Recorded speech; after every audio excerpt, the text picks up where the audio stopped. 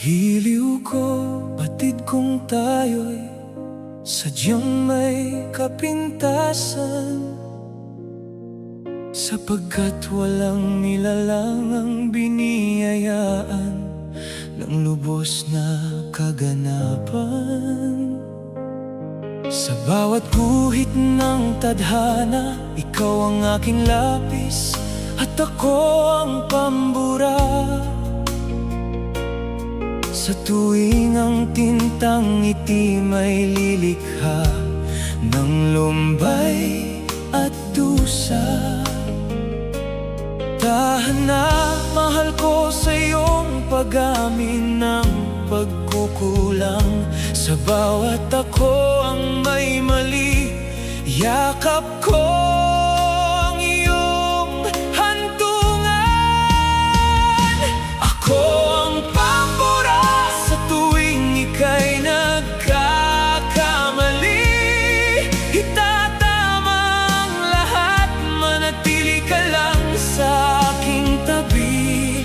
Huwag kang mabalisa kung sa dulo man ako ay maparam.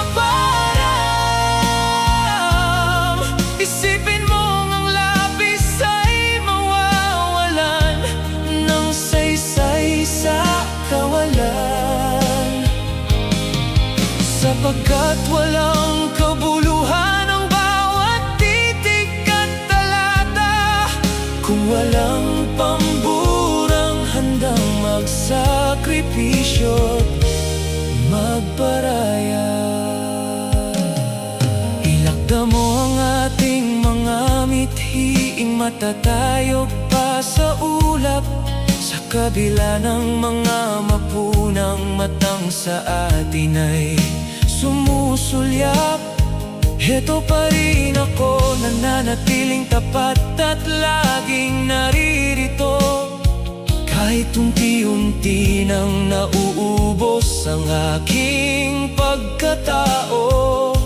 Lumiit man ako sa bawat pagkuskos sa iyong mga pagkakamali, handang pumanaw, huwag ka lang mabalot ng pighati.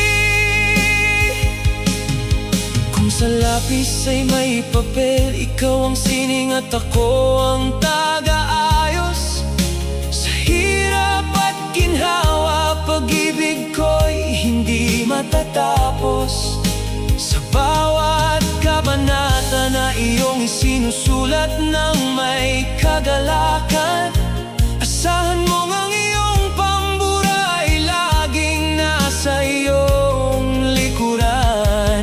Hanupat ang ating pagsasama ay parang salit puring hinabi, sa pagitan ng iyong paglikha at sa aking pagkandili. Mistulang balarila ng pusong hindi mapaparam, kahit ang aking katawan ay tuluyan ng maging kaparangan. Yaman ako sa mundong ito dahil sa labis na pagpawi. Ang bakas ng iyong ganda, ang tanging mananatiling munti. Ako ang pambura sa tuwing ika'y nagkakamali. Itatama ang lahat, manatili ka lang sa aking tabi. Huwag kang mabalisa kung sa dulo man ako ay maparam. Isipin mong ang lapis ay mawawalan ng saysay sa kawalan, sapagkat walang kabuluhan ang bawat titik at talata kung walang pamburang handang magsakripisyo, magparaya. Isulat mo lang, sinta, ikaw bilang lapis at ako ang pambura. hanggang sa huling hibla